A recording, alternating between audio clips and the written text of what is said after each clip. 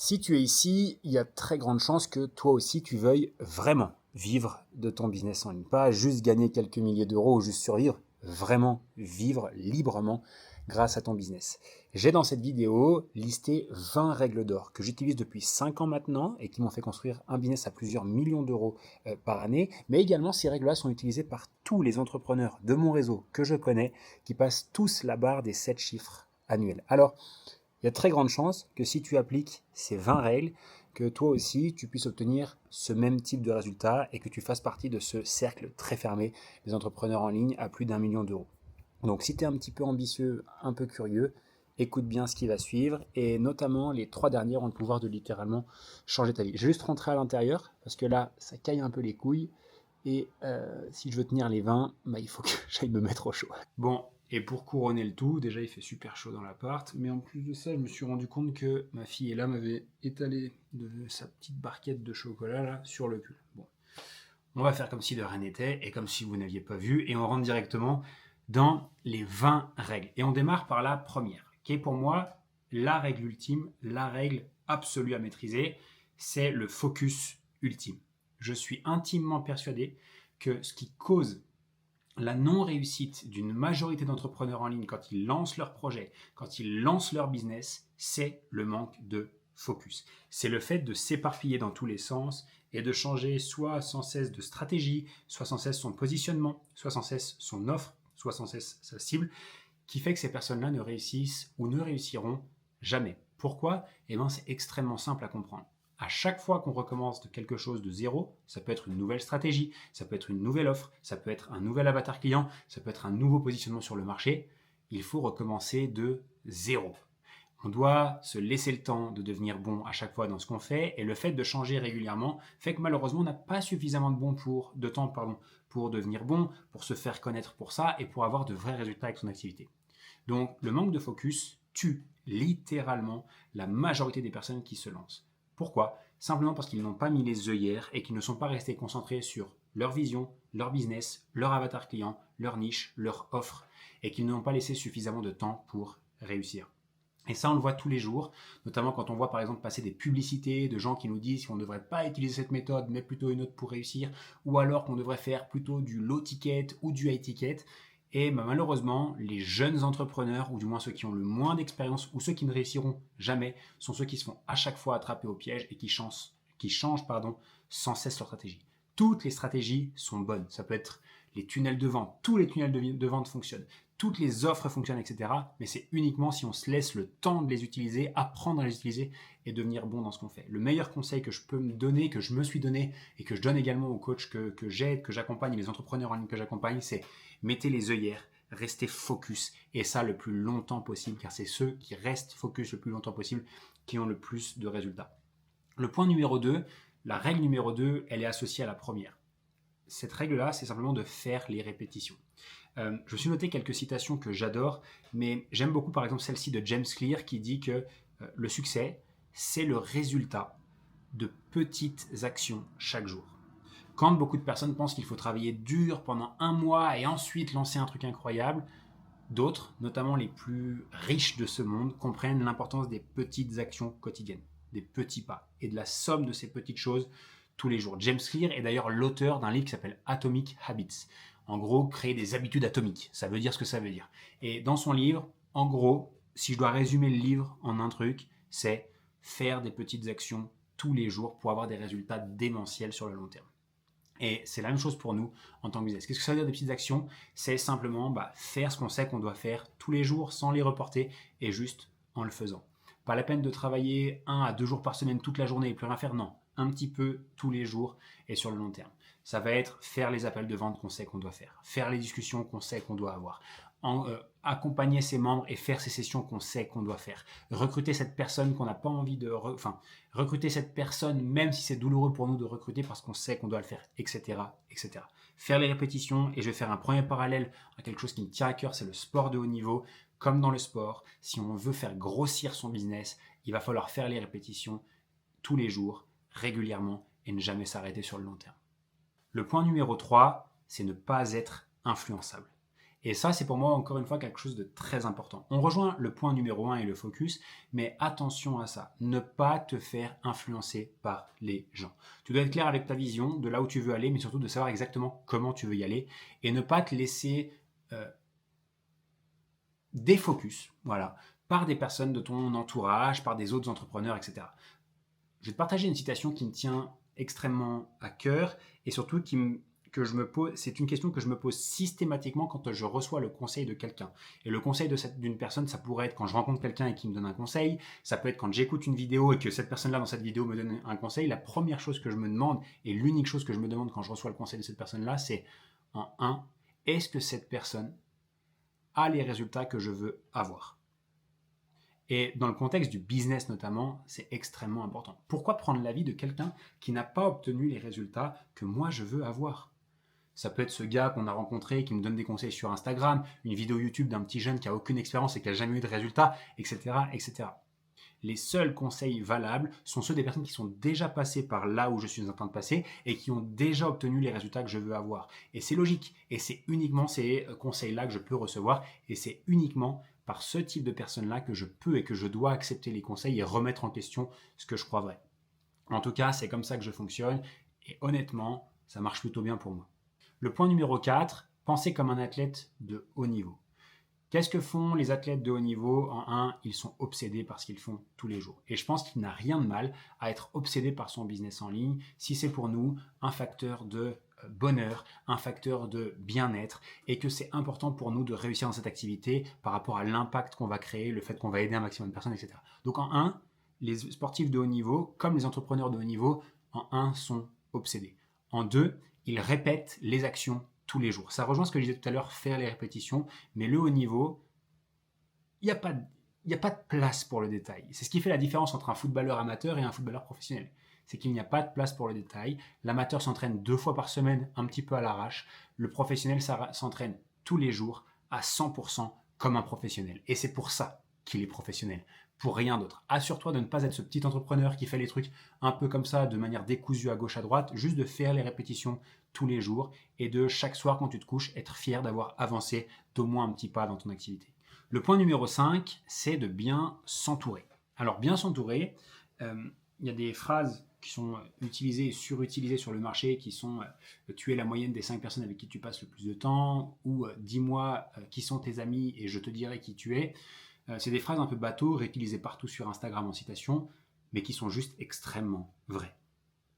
Et elles sont vraies aujourd'hui, mais elles sont déjà vraies, elles étaient déjà vraies il y a plus de 100 ans en arrière, quand par exemple Napoleon Hill, qui est un des premiers auteurs qui a étudié le comportement et les habitudes des hommes les plus riches de cette planète-là, et il expliquait simplement, d'ailleurs dans un ouvrage qui s'appelle Plus malin que le diable, qui a plus de 100 ans, et qui était un de ses premiers livres qui a été édité, dans lequel il disait que les hommes les plus riches de la Terre se regroupent entre eux pour créer un mastermind, une sorte de cerveau collectif qui leur permet de s'entourer de personnes soit à leur niveau, soit plus en avance qu'eux, pour réfléchir les uns et les autres. Et que ce cerveau collectif les aidait à prendre de meilleures décisions pour eux tous et d'accélérer leur croissance et leurs résultats. Et c'est extrêmement vrai pour nous aussi entrepreneurs.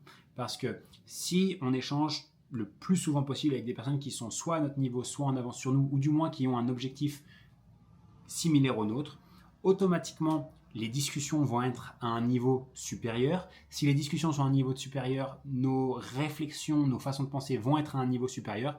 Et quand on réfléchit à un niveau supérieur, qu'est-ce qui se passe? Les actions qu'on prend et qu'on met en place sont à un niveau supérieur. C'est la raison pour laquelle tous les meilleurs entrepreneurs de cette planète ont des masterminds. C'est la raison pour laquelle j'ai un mastermind. C'est la raison pour laquelle je m'assure d'être dans d'autres masterminds de d'autres personnes. C'est toujours être en avance et toujours être avec des cerveaux qui sont soit au même niveau que le mien, soit plus en avance. Le point numéro 6, être une bonne personne. Ça peut paraître bête de dire ça, ou ça peut être vu comme bête. Mais je pense qu'aujourd'hui, beaucoup trop de personnes sont mal intentionnées sur Internet et veulent juste gagner de l'argent pour eux. Et je pense qu'il y a une énorme place pour les bonnes personnes, ceux qui sont là avec de réelles bonnes intentions, qui sont de vrais bons humains, qui veulent vraiment aider les autres en résolvant leurs problèmes. Et être une bonne personne, pourquoi c'est super important pour moi et quelle différence ça a fait pour moi, parce que je suis une bonne personne, je le sais, et je l'assume à 100%, c'est que automatiquement, les gens vont le ressentir. Que ce soit au travers d'une vidéo, que ce soit au travers d'une publicité, que ce soit dans un appel, par exemple un appel de vente, ou même avec nos clients. Et je vais même aller plus loin, même avec nos équipes, qu'on va créer à un certain moment pour développer son activité. Et quand on est une bonne personne, qu'est-ce qui se passe? C'est que les gens le sentent. Nous, les êtres humains, on est extrêmement bons, toi, moi et même tous les autres, on est tous extrêmement bons pour sentir et ressentir les intentions des autres. C'est la raison pour laquelle des fois quand tu vois passer des gens sur internet, que ce soit en pub, même en vidéo, tu arrives tout de suite à capter est-ce que cette personne-là, elle est juste là pour enfler les gens et les enculer, pour la faire simple, ou est-ce que cette personne-là, elle a vraiment de bonnes intentions, est-ce que c'est vraiment une bonne personne, est-ce que j'ai vraiment envie de connecter avec elle? Et tout le monde a cet instinct, toi aussi tu as cet instinct, et c'est la raison pour laquelle des fois quand tu vois passer des pubs, tu as juste envie de dire, allez encore un enfoiré, etc. etc. Et à l'inverse, parfois tu as des personnes, tu sais pas trop l'expliquer, mais il y a un truc qui se crée, il y a une connexion qui se crée. C'est parce que cette personne-là est réellement une bonne personne. Et quand on veut développer un business, bah, c'est une énorme force.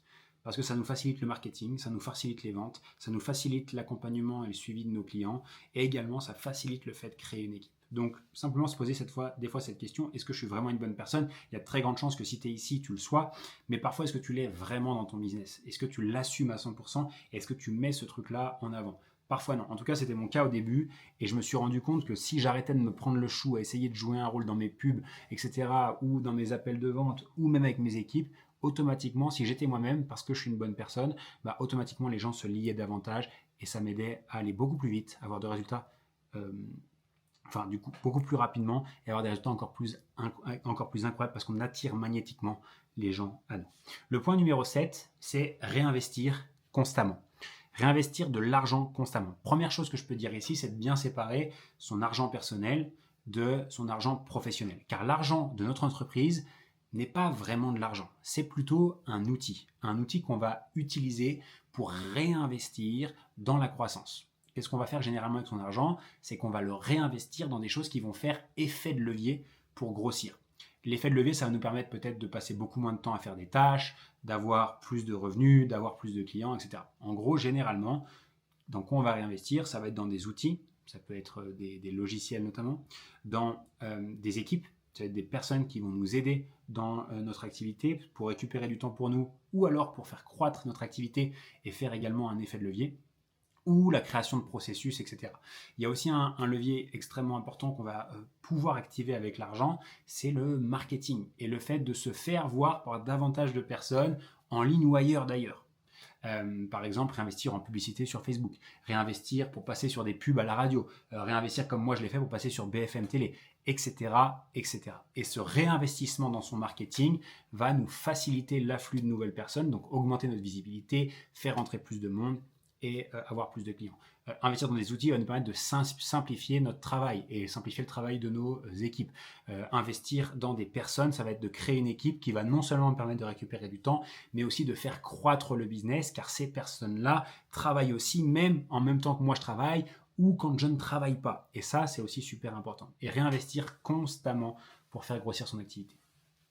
En 8, se former sans cesse. Pour moi, se former, c'est un moteur incroyable. Je faisais le calcul avant de tourner cette vidéo-là. Aujourd'hui, au moment où je parle, donc on est en 2025, j'ai déjà investi plus de 450 000 euros en formation. Oui, je sais, c'est énorme. Je le sais. C'est pour ça que j'hésitais parfois à le dire, mais je me dis, autant être authentique, autant aller jusqu'au bout. 450 000 dans quoi? Ça va être des formations, c'est des accompagnements, c'est des masterminds, des coachings privés avec des personnes extrêmement connues. Le dernier en date, c'est une formation à 125 000 euros que j'ai pris pour, vous allez peut-être halluciner, mais une journée avec Alex Hormozy aux États-Unis. Mais toutes ces formations, tous ces accompagnements-là m'ont fait grandir. Est-ce que tout a été rentable? Oui. Parce que tout ce que j'ai appris, je me suis toujours attelé à le mettre en place. Et généralement, quand je choisis une formation, un accompagnement, un mentorat ou une journée comme celle-ci, j'y vais avec des intentions spécifiques pour résoudre un problème spécifique, mais surtout, je fais en sorte de mettre en place ce que cette personne-là m'a dit. Pourquoi?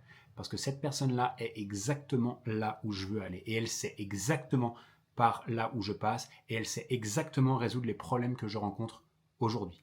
C'est la raison pour laquelle à chaque fois que je suis une formation, je ressors grandi non seulement parce que j'apprends, mais aussi parce que je mets en place derrière. Par exemple, au début, il a fallu se former sur le business en ligne pour tout comprendre un peu les rouages. Comment est-ce qu'on fait du marketing, comment est-ce qu'on fait des ventes, comment est-ce qu'on délivre un produit ou un service et comment, dans les grandes lignes, c'est un peu ça. Derrière, on se dit, ok, bon, il faut que je fasse peut-être plus de formation sur le marketing, parce qu'il faut que je me fasse plus connaître. Ok, je prends une formation sur le marketing, j'apprends à créer des publicités, j'apprends à faire attirer à attirer ces personnes-là dans un tunnel de vente et de les convertir. Ah, mais maintenant j'ai des gens qui viennent, mais j'arrive pas suffisamment bien à vendre. Ok, donc je vais me faire une formation sur la vente spécifiquement pour devenir un super bon vendeur et de transformer ces personnes-là en clients payants. Ah, mais ok, génial, maintenant je sais vendre, mais j'ai aussi des clients qui ne sont pas contents derrière. Comment est-ce que je crée un produit qui est incroyable? Je me forme à la création de produits et de services en ligne, notamment dans l'accompagnement, et ainsi de suite. Et ce qui est génial quand on est entrepreneur, c'est qu'il n'y a pas de fin et qu'on doit toujours se former et toujours apprendre, parce qu'il y a toujours un point de notre business qui est ce qu'on appelle le goulot d'étranglement. Et la bonne nouvelle, c'est qu'on peut toujours apprendre. Et comment est-ce qu'on peut apprendre? C'est en lisant des livres, ça coûte rien, c'est quasiment gratuit. Ça va être en se formant auprès d'autres personnes qui sont déjà passées par là où on est. Ça va être rejoindre des groupes d'entrepreneurs spécifiques au sujet qu'on cherche, etc., etc. Ensuite, voilà, ou même trouver des mentors qui vont vous aider, parfois même gratuitement. Ah oui, j'adore cette phrase d'ailleurs sur la partie formation de Tony Robbins qui dit If you are not growing, you are dying. Si tu ne grandis pas, tu meurs. Et en tout cas, je pense qu'en tant qu'être humain et en tant qu'entrepreneur, c'est important de toujours apprendre, toujours se former pour être toujours à la page et toujours progresser. En 9, offrir un service exceptionnel. Ma philosophie a changé ces derniers temps par rapport à ça. Avant, je pensais qu'il fallait juste créer un produit ou un service qui était juste assez bon pour être vendu. Après 6 années dans le business en ligne, plus de 1000 clients accompagnés, j'ai compris un truc, c'est que il faut un produit exceptionnel ou rien du tout. Un produit qui, quand les gens, enfin un service, pardon, qui, quand les gens rentrent à l'intérieur, déjà obtiennent des résultats. En 2, sont extrêmement satisfaits. Et en 3, parlant bien de nous, qu'ils soient en cours d'accompagnement ou en cours de formation ou en cours de coaching, peu importe ce qu'on fait, mais également après. Parce que j'ai bien compris une chose, c'est que en tant qu'entrepreneur, en tant qu'entreprise, on a une force qui s'exerce avec ou contre nous, qu'on ne voit pas, qu'on ne ressent pas. Et c'est celle du bouche à oreille. Et avec le temps, quand on se développe, on se rend compte qu'il y a des personnes qui ont un avis positif sur nous, du moins des anciens clients, d'autres qui ont un avis neutre, voire négatif. Ça peut s'expliquer de plein de manières. Mais ce que je me suis rendu compte, et ça c'est il y a 3 ans en arrière, j'avais un bon programme, j'étais assez fier, etc. Mais dans le coaching, on avait eu quelques ratés, on avait eu quelques clients qui étaient insatisfaits. Donc là, je vous parle, on est en 2021-2022. Et ce que je me rends compte, c'est que certaines personnes et certains clients partent de chez moi et n'ont pas un forcément bon avis. Du moins, quand quelqu'un les contacte, parce que généralement, ça se sait, les personnes qui sont passées chez toi, par rapport aux screenshots que tu peux mettre, les témoignages que tu peux mettre, les avis que tu vois sur Internet, les gens se parlent, les gens se contactent. Et je sais que chez moi, chez Level Up, les gens se contactent avant d'acheter chez nous, parce que c'est cher, parce que c'est un investissement, parce qu'ils ont besoin d'être assurés. Et bien, si une personne ne donne pas un avis favorable, c'est-à-dire oui, c'est un excellent programme, c'est une excellente formation, c'est une excellente agence, si les personnes ne donnent pas leur avis, disent je sais pas trop, à toi de voir, ou non, je ne te conseille pas, on a une force qui s'exerce contre nous qu'on ne voit pas. Elle n'est pas visible, elle n'est pas palpable, c'est juste des gens qui parlent entre eux, d'accord, en dehors de ce que nous on peut maîtriser. Et malheureusement, cette force-là explique pourquoi certaines personnes n'arrivent plus à faire des ventes. Du moins, font les mêmes choses que les autres, mais n'ont pas les résultats. Alors qu'à l'inverse, si on a un produit qui est incroyable et que les personnes qui nous quittent continuent à parler en bien de nous, parce qu'ils sont heureux, parce qu'on leur a délivré un service incroyable, parce qu'on a mis le succès client au centre, c'est des gens qui vont parler en bien de nous, et la prochaine fois que quelqu'un leur enverra un message pour leur demander ce qu'ils pensent de nous, ces personnes-là leur recommanderont de travailler avec nous, et là tout deviendra plus facile. Le marketing, la vente, etc., etc. Donc juste se poser cette question systématiquement, est-ce que mon service est exceptionnel?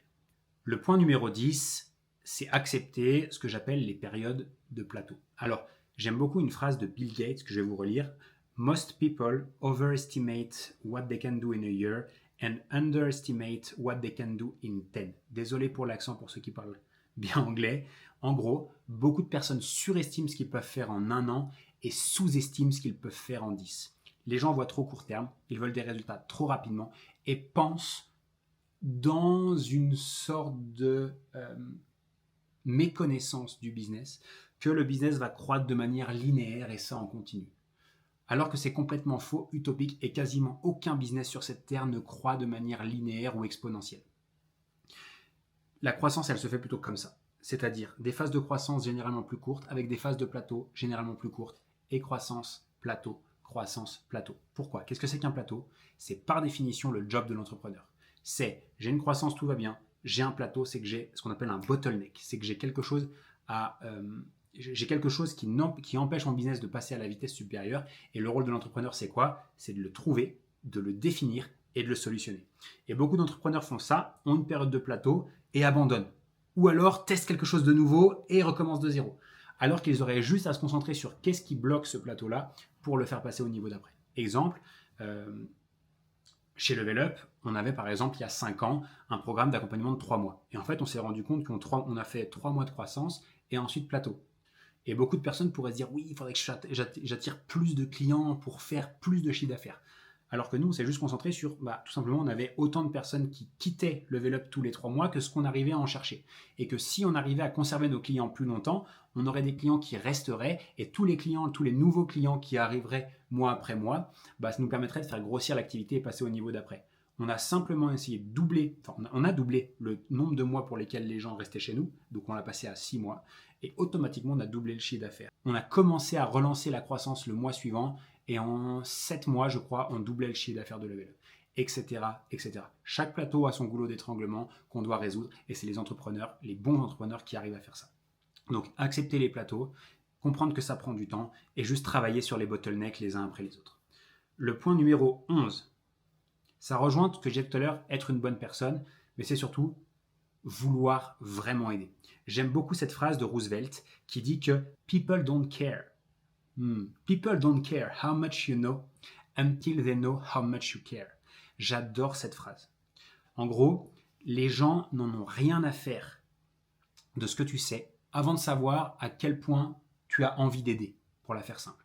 Et cette phrase-là, je l'adore parce que t'as beau être le meilleur du monde, savoir plein de trucs, avoir la meilleure connaissance dans ton domaine, être le meilleur même dans ton domaine. Si les gens ne ressentent pas ton envie d'aider, ta volonté première qui est d'aider, malheureusement, ils n'en ont rien à faire. Parce que l'information juste ne les intéresse pas. Ce qu'ils veulent juste savoir, c'est quelles sont tes intentions derrière. People don't care how much you know until they know how much you care. Et ça, c'est super important de le comprendre. Donc, plus tu aides les gens, plus tu les aides à résoudre leurs problèmes, plus tu gagneras d'argent dans ta vie. C'est aussi simple que ça, et c'est aussi valable pour tous les business. En 12, maîtriser la vente. Ce qu'il faut comprendre, c'est que tous les jours, on vend des choses. Okay, tous les jours, on est là pour vendre son marketing, vendre notre lead magnet, vendre notre offre au téléphone, en visio, vendre aussi avec nos clients, reste avec nous encore et encore, réachète des programmes encore et encore. Comprendre aussi que la vente, c'est le cœur du business. C'est-à-dire que pas de vente, pas de client, pas d'argent. Pas d'argent, pas de rémunération pour toi, pas de réinvestissement, pas de business qui grossit, etc., etc. Et je pense que, du moins à ma connaissance, tous les meilleurs entrepreneurs que je connais, notamment en ligne, sont des personnes qui maîtrisent d'abord la vente. Le concept de vente. Comment transformer un parfait inconnu en quelqu'un qui nous donne de l'argent pour acheter un produit ou un service. Et tous ceux qui essayent de fuir la vente, soit en disant moi j'en ai pas besoin parce que mon service il est trop exceptionnel, ou non parce que j'en ai pas besoin parce que moi le bouche-oreille il va se faire tout seul, ou non moi je sais pas faire, ça m'intéresse pas et je vais le faire à quelqu'un d'autre. Malheureusement c'est des personnes qui ne réussissent pas. Donc apprendre la vente, personnellement ça a été la première chose que j'ai maîtrisée dans mon business, Dieu merci, et je pense que n'importe quel entrepreneur doit apprendre à vendre comme compétence numéro 1 dans son business. D'ailleurs, petit partage que je peux te faire, c'est que tant que tu ne fais pas 1 million d'euros par année avec ton business, tu dois être focus sur la vente. Avoir des rendez-vous de vente, faire des rendez-vous de vente, avoir des rendez-vous de vente, faire des rendez-vous de vente, etc., etc. Le point 13, connaître ses chiffres. Alors ça peut paraître tout con et tout le monde te l'a déjà dit, mais si tu ne connais pas tes chiffres, tu ne peux pas piloter ton activité. Tout ce qui se mesure s'améliore. Et si tu n'as pas tes chiffres clés, les KPI clés pour le développement de ton activité, c'est trop compliqué de prendre les bonnes décisions dans le bon timing. Tu dois connaître combien de leads tu as, combien de ces leads prennent rendez-vous, sur tous ces rendez-vous, combien viennent réellement en rendez-vous, sur ces rendez-vous-là, combien sont convertis en nouveaux clients, sur tous ces nouveaux clients, combien ont des résultats rapidement, combien demandent des remboursements, etc., etc. Tu dois avoir différentes KPI, ça va être des KPI strictement liés au marketing, à la vente, au succès client, à l'aspect financier, et aussi des KPI plus globales, notamment tes coûts d'acquisition client, ta lifetime value, ou le cash que tu génères à 30 jours pour chacun de tes nouveaux clients. Parce que ce sont ces données-là qui te permettent de piloter ton activité, savoir si tu es rentable, savoir si tu peux appuyer sur l'accélérateur, identifier aussi clairement les goulets d'étranglement qui pourraient empêcher ta croissance, etc., etc. Et toutes ces personnes-là qui ne maîtrisent pas leurs chiffres et qui n'ont pas des chiffres qui sont justes, à jour et disponibles tout le temps, malheureusement, c'est bien trop compliqué pour eux de piloter leur activité parce qu'ils ne le pilotent pas par les chiffres, mais ils le pilotent par les émotions qui sont juste basées sur des ressentis, qui sont ultra subjectifs parce qu'ils ne sont juste issus que de nous, notre propre personne, et ils pilotent leur activité aux émotions. Et qu'est-ce qui se passe quand on pilote une activité aux émotions ? On prend rarement les bonnes décisions, rarement dans les bons timings, et on finit par abandonner parce qu'on pense que ça ne marche pas pour nous. Voilà. Donc, mesurer, utiliser les chiffres pour piloter son activité et avoir un tableau de bord qui est à jour chaque semaine pour piloter son business. En 14, utiliser la preuve sociale. J'adore cette phrase de P.T. Barnum. P.T. Barnum, j'en ai parlé il y a quelques jours dans un événement que j'organisais à Annecy avec mes membres. P.T. Barnum, c'est le gars aux États-Unis qui a vraiment démocratisé le cirque, le spectacle, et qui utilisait des stratégies marketing ultra avancées pour son époque, parfois un petit peu touchy, mais bon, c'est pas l'idée. Et il disait, rien n'attire plus une foule qu'une foule. Alors, la citation est tellement bête que parfois on pourrait se dire, c'est trop con. Mais pas du tout. Rien n'attire plus une foule qu'une foule. Comme quand on passe devant un restaurant, on se balade, on voit un restaurant où il y a du monde, c'est rempli, et ça fait la queue devant, automatiquement, on se dit, il doit se passer quelque chose d'exceptionnel là-dedans. J'étais en vacances avec Julie, j'étais en Sardaigne, j'étais avec Julie et ma fille en vacances, ma première fille est là, et on s'arrête devant, on voit un magasin de cookies avec une queue qui faisait, je sais pas, peut-être 20 mètres de long. Tout le reste, il n'y avait personne. Tous les autres restaurants, tous les autres magasins, il n'y avait personne. Juste ce truc-là. Qu'est-ce qu'on a fait ? On a fait 30 minutes de queue pour 3 cookies. Comme des cons. Justement parce qu'on s'est dit, s'il y a du monde, s'il y a de la demande, si ces gens font la queue, il doit forcément se passer quelque chose de spécial. Et c'est exactement la même chose pour nous. Montrez que vous avez des clients, juste des clients. Montrez que vous faites des sessions de coaching. Montrez que vous avez des accompagnements. Montrez que vous avez des résultats. Montrez ce qui se passe à l'intérieur. Parce que c'est ce qui rassure les gens et c'est ce qui fait que ces gens-là suivent. Dernier exemple comme ça, je pense que ça vous est déjà tous arrivé, ça nous est tous déjà arrivé. On se promène par exemple dans la rue, on est quelque part, et là on voit un petit groupe de personnes qui regardent quelque part, soit en pointant du doigt, soit en regardant avec leurs yeux. Qu'est-ce qu'on fait automatiquement nous ? On regarde aussi en haut.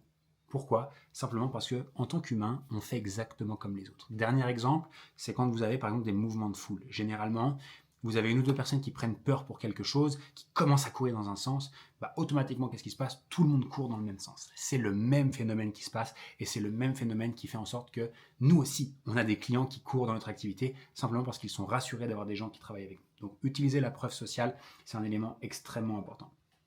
Le point numéro 15, c'est pour toutes les personnes qui sont à moins de 1 million par année avec leur activité et leur business en ligne. C'est un concept qui est pour moi fondamental, que je recommande à 100% des entrepreneurs en ligne qui font moins d'1 million d'euros par année. C'est le concept des 5 ones de Clay Collins. Il rejoint mon point numéro 1, qui était celui du focus, et c'est de ne pas s'éparpiller. Et quand on se lance, faire le focus sur une niche de marché, avec une offre, une source de trafic, un système de vente, et maintenir ça pendant une année.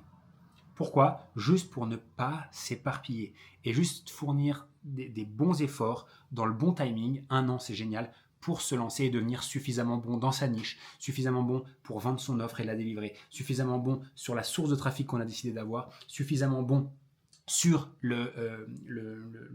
la conversion, c'est-à-dire le système de conversion qu'on a choisi, nos appels de vente par exemple, et de maintenir ça pendant minimum 1 an. Et toutes les personnes qui choisissent, selon moi, de contrecarrer ces plans ou d'essayer de faire un petit peu différemment, je ne dis pas qu'ils vont jamais réussir, juste que ça leur prendra plus de temps et que ça leur prendra certainement aussi plus d'énergie afin d'atteindre les résultats. D'ailleurs, Clay Collins, dans son livre, disait simplement que on peut essayer de... Alors, il disait, cette phrase, il l'a dit comme ça, c'est si tu fais plus d'1 million par année, tu peux t'affranchir de ces règles-là. Ou alors, si tu t'affranchis de ces règles-là, accepte aussi que ça te prendra plus longtemps pour réussir et que ça demandera beaucoup plus d'énergie pour arriver à avoir ces résultats. En 16, pensez long terme. Et j'aime beaucoup cette vision qui fait, selon moi, la différence entre ceux qui vont juste avoir quelques petits résultats et les entrepreneurs qui vont vraiment réussir. C'est ceux qui voient long terme. Ceux qui ont une vision de leur business non pas sur 1, 2 ou 3 ans, mais sur 5, 10 ou 15 ans. Parce que quand on commence à prendre des décisions pour 5, 10 ou 15 ans, généralement, on prend les meilleures décisions possibles. J'aime aussi beaucoup cette phrase que je me suis mis ici. C'est une phrase de Naval Ravikant, pour ceux qui connaissent. Et dans cette phrase, il dit « Play long-term game with long-term people ». Joue le jeu long terme avec des personnes long terme. Et ces personnes-là, c'est qui ? C'est nous. c'est nos clients, mais c'est également nos membres d'équipe. Et plus tu vas voir sur le long terme, plus les actions que tu vas prendre maintenant vont prendre le temps de cumuler sur le long terme, et plus tu vas aussi avoir des résultats. Plus tu commences maintenant et tu vois sur le long terme, plus ton marketing va devenir puissant avec le temps, plus ta force de vente va devenir puissante, plus ton programme, ton accompagnement, ton suivi, ton agence va devenir plus performante dans ce que tu délivres, etc. etc. En 17, créer des actifs, pas juste du cash. The rich don't work for money, they build systems that do. Robert Kiyosaki. Ça veut dire quoi? Ça veut dire que l'idée, elle est extrêmement simple, c'est de ne pas essayer juste de cumuler de l'argent, c'est d'essayer de construire des actifs dans ton business qui font que tu génères de l'argent même quand tu ne travailles pas. Générer un actif, c'est quoi? Ça va être par exemple, si tu es un infopreneur, ça va être de créer un programme qui ne nécessite pas que tu sois besoin. Donc on va créer un actif, ça va être par exemple des structures de vidéos avec des ressources associées, plus cumulé à du coaching dont tu ne prends pas part, qui va en fait faire en sorte que tes clients peuvent rentrer à l'intérieur, se faire accompagner, se faire coacher sans que tu sois présent. Un actif, ça peut être également un système marketing que tu vas mettre en place, que tu vas créer une fois, et ensuite qui va délivrer du résultat et qui va attirer des personnes sans que tu sois présent au quotidien. Toutes ces choses-là sont des actifs qui vont prendre de la valeur dans le temps, qui vont te ramener des clients, qui vont conserver ces clients sur le long terme et qui vont te rapporter du business et surtout de l'argent sur le long terme. Donc créer des actifs, c'est extrêmement important. Qu'est-ce que c'est un actif? C'est quelque chose qui te permet de générer de l'argent sans que tu sois directement impliqué dedans. En 18, important. Mamma mia. Maîtriser et être obsédé par la lifetime value. La lifetime value, c'est quoi? C'est le chiffre d'affaires total que nous rapporte un seul client durant toute sa durée de vie de client. Grosso modo, si un client me rapporte, par exemple, j'ai un programme à 5 000 euros. C'est le seul programme que je vends dans mon business. La lifetime value de mon client, c'est 5 000 euros. Si j'ai un programme à 5 000 euros et j'ai un second programme que je revends et que j'ai 50% des gens qui reprennent qui coûtent 10 000 euros, donc j'ai 5 000 euros dans mon premier programme, plus j'ai 50% de mes clients qui reprennent mon programme à 10 000 euros, ça veut dire qu'en moyenne, je génère 5 000 euros de plus. Ma lifetime value est de 10 000 euros par client. Je pense que tu m'as suivi dans le calcul. Si tu ne m'as pas suivi, reviens un tout petit peu en arrière. Et pour moi, c'est super important de le comprendre. C'est que je pense que beaucoup de personnes ne mettent pas suffisamment d'importance sur la lifetime value, de combien nous rapporte un client. Personnellement, je n'ai pas de chiffres là-dedans, mais je mets au moins 50% de mes efforts dans le développement de mon business sur comment est-ce que je fais pour conserver mes clients encore plus longtemps. Comment est-ce que je fais pour que mes clients soient suffisamment heureux et suffisamment de résultats pour qu'ils soient contents de rester avec moi encore et encore et qu'ils n'arrêtent jamais de me payer durant toute leur durée de vie. Et c'est ma philosophie et je pense que, et d'ailleurs n'importe quelle entreprise sur Terre, les grosses entreprises du moins réfléchissent de cette manière-là, comment je fais pour ne plus jamais perdre un client.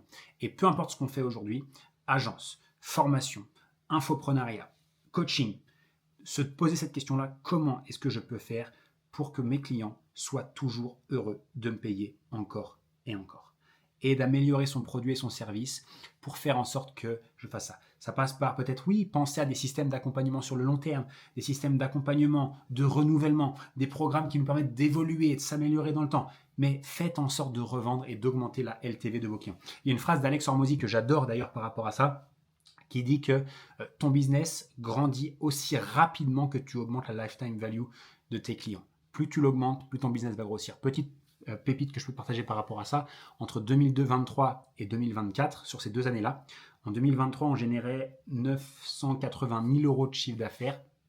Je parle en chiffre d'affaires. 980 000 en 2023. En 2024, 1,4 million. Et 1,3 million, quelque chose, quasiment 1,4 million. Et on a réussi à faire cette augmentation de plus de 500 000 euros simplement en travaillant sur la LTV, c'est-à-dire en faisant en sorte que nos clients restent plus longtemps dans nos programmes et qu'ils réachètent d'autres offres.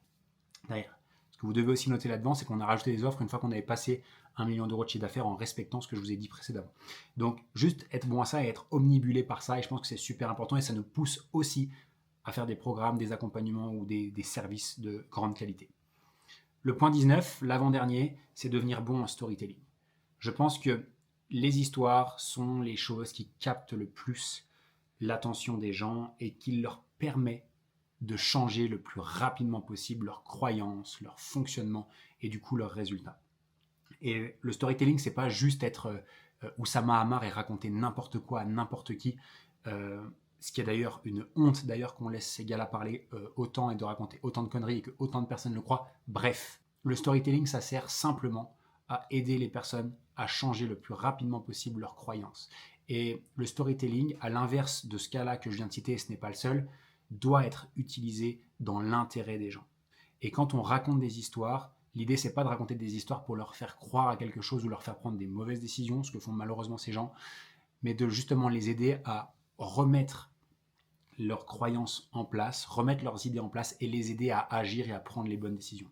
Raconter des histoires, ça peut être fait dans votre marketing, ça peut être dans des vidéos, par exemple sur YouTube, ça peut être dans vos publicités, ça peut être dans vos vidéos de vente, VSL, webinar, challenge 5 jours, mais ça peut être aussi dans les appels de vente, qu'on va utiliser les histoires de nos clients pour aider les personnes à passer à l'action. Également dans nos coachings, je sais que par exemple, moi, dans mes programmes de formation, avant de démarrer n'importe quel sujet, je raconte une histoire associée à ce sujet-là, juste pour l'introduire et montrer à quel point c'est important et à quel point ça peut changer la vie. Bref, raconter des choses, c'est bien, mais raconter des histoires, c'est encore mieux. J'aime beaucoup cette phrase de Zig Ziglar, un des pionniers du marketing, qui dit donc c'est facts tell, but story sells. Donc juste raconter des faits. Raconter des faits, c'est juste raconter des histoires. Raconter des stories, c'est vendre. Et c'est vraiment les stories qui font la différence. Et ça, c'est Zig Ziglar qui le dit, mais on a aussi des personnes comme Russell Brunson, Alex Hormozy, Tony Robbins qui l'expliquent encore et encore. Donc devenir bon en storytelling, comprendre l'art de raconter des histoires, comment les positionner, comment les placer, comment les raconter, c'est super important. Et puis la dernière chose, c'est pour moi le plus important, et c'est le b.a.-ba en fait du marketing, c'est le b.a.-ba du business, notamment de ces business en ligne là, c'est être obsédé par nos clients. Être obsédé par nos clients, par cet avatar, et tomber amoureux en fait du problème que l'on résout. Fall in love with the problem, not the solution. C'est tomber amoureux de notre avatar client, de sa problématique, de ce qu'il connaît, de ce qu'il rencontre au quotidien. Et plus on va connaître son avatar client sur le bout des doigts, plus on va être passionné par ce qu'il ressent aujourd'hui, par ses doutes, ses peurs, ses craintes, etc., plus on a de chances d'avoir le bon message devant les bonnes personnes et d'attirer aussi à nous les bons clients. Et au-delà juste d'être passionné par le problème, j'ai aussi envie de dire juste être passionné par juste c'est quoi le business, c'est résoudre des problèmes pour les autres et d'être payé pour ça. Et juste de comprendre notre rôle en tant qu'entrepreneur, c'est pas faire des tunnels de vente, c'est pas faire des pubs, c'est pas faire une chaîne YouTube, non, c'est résoudre des problèmes et d'être payé pour ça. Et plus on va kiffer ce game, plus on va apprendre à le jouer, plus on va kiffer ce rôle d'entrepreneur, cette mission qu'on nous a donnée, plus on a de chances d'obtenir des résultats. Bref, j'espère que cette vidéo vous aura plu. Elle était un peu longue et j'en suis désolé, mais c'était important pour moi de le dire. J'en ai encore quelques autres que je pourrais vous raconter, mais je le ferai peut-être dans une autre vidéo si j'ai des bons retours et si vous me montrez que ça vous plaît. N'hésitez pas à me dire dans les commentaires ce que vous retenez, le point le plus important que vous avez retenu, ce qui vous aide le plus, si vous pensez que c'est intéressant de faire d'autres vidéos. Et comme d'hab, à l'ancienne, pour les vieux de la vieille du business, n'hésitez pas à vous abonner, liker et commenter la chaîne. On ne change pas d'équipe qui gagne, je teste comme... Tout le monde a connu ces gars-là dans les vidéos YouTube qui disaient like, abonne-toi, etc. On va voir si ça marche. Et puis j'aurai d'autres vidéos sur cette chaîne à ce sujet-là, donc n'hésitez pas à vous abonner si vous voulez en savoir davantage. J'ai aussi créé une ressource exclusive. Je me suis creusé les méninges pendant les 3 derniers mois pour simplement remettre sur papier comment est-ce que j'ai personnellement fait et comment est-ce que les personnes que je connais, infopreneurs et business en ligne que je connais, ont fait pour passer le plus rapidement possible la barre des 1 million d'euros de bénéfices par an. Ici, on parle pas de chiffre d'affaires, de chiffre bizarre, 1 million d'euros de bénéfices par an. C'est exactement ce qu'on fait cette année chez Level Up et je t'ai rédigé une roadmap sur qu'est-ce qu'il faut faire exactement pour l'atteindre. Si ça t'intéresse, tu as juste à t'abonner à ma newsletter, elle est juste en dessous. Si ce n'est pas déjà le cas, si ce n'est pas déjà fait, si c'est déjà le cas, tu pourras la retrouver dans les ressources bonus de la newsletter, sinon c'est disponible juste en dessous. Tu as juste à t'abonner. Dans le premier email que tu reçois, tu as accès à la bibliothèque et tu pourras télécharger cette roadmap. Encore un grand merci pour avoir été ici. Merci pour être sur la chaîne, de me supporter. J'ai hâte de vous lire dans les commentaires et je vous dis à très vite dans une prochaine vidéo. Ciao, ciao.